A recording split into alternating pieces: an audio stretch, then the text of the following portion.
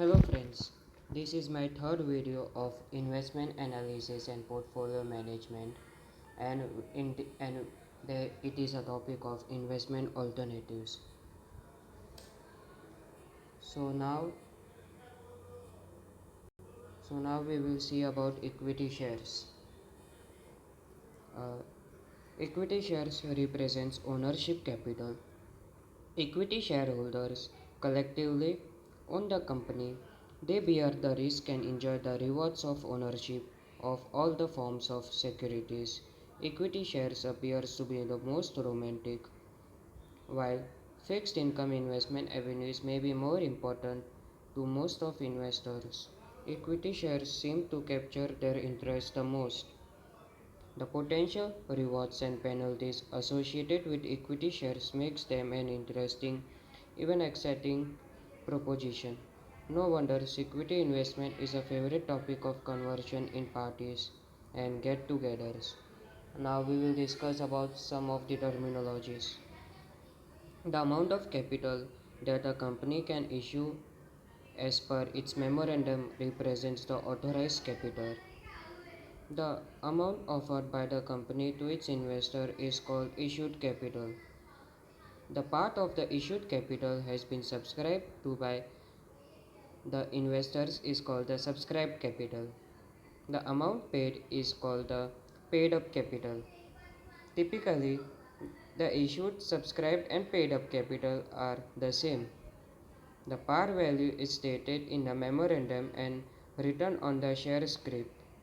The par value of equity shares is generally rupees 10 or even rupees 1. Infrequently, one comes across par values like rupees 5, 50 rupees, 1000 rupees. There is a proposal to make the par value uniformly at rupees 1. The issue price is the price at which the equity share is issued. When the issue price exceeds the par value, the difference is referred to as share premium. Note that the issue price cannot be as per law lower than the par value. The book value of an equity share is equal to. Now the formula for book value is paid up equity capital plus reserves and surplus upon number of outstanding shares. Quite naturally, the book value of an equity share tends to increase as the ratio of reserves and surplus to the paid up equity capital increases. The market value of an equity share is the price at which it is traded in the market. The price can be easily established for a company that is listed on the stock exchange and actively traded. For a company that is listed on stock market but traded very infrequently, it is difficult to obtain a reliable market quotation. For a company that is not listed on the stock market, one can merely conjecture as to what its market price would be if it were traded. Now we will see some of the rights of equity shareholders.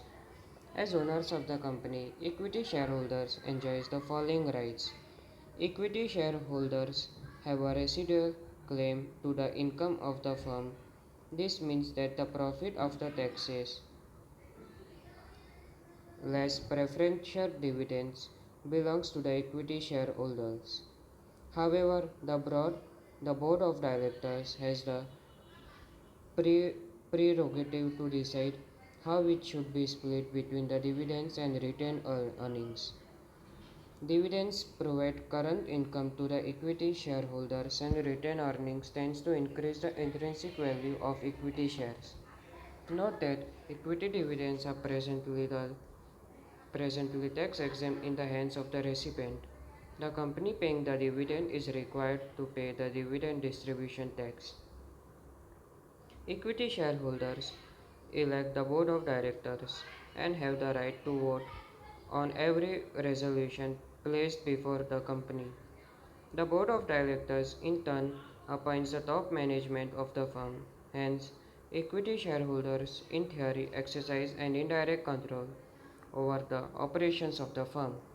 In practice, however, equity shareholders scattered, ill-organized, passive, and indifferent as they equity shareholders enjoy the preemptive rights which enables them to maintain their proportional ownership by purchasing the additional equity shares issued by the firm. The law requires the companies to give existing equity shareholders the first opportunity to purchase on a pro rata basis additional issue of equity capital. For example, if you own 1000 equity shares in a company that has that has 1 lakh outstanding shares, sorry, that has 10 lakhs outstanding shares, you are entitled to subscribe to 200 shares if the company proposes to issue 2 lakh additional shares. The equity shareholders of the company may, however, forfeit this right partially or totally to enable the company to make a public issue. As in the case of income, equity shareholders have a residual claim over the asset of the company in the event of liquidation. Claims of all others, debenture holders, secured lenders, unsecured lenders, preferred shareholders, and other creditors are prior to the claim of equity shareholders.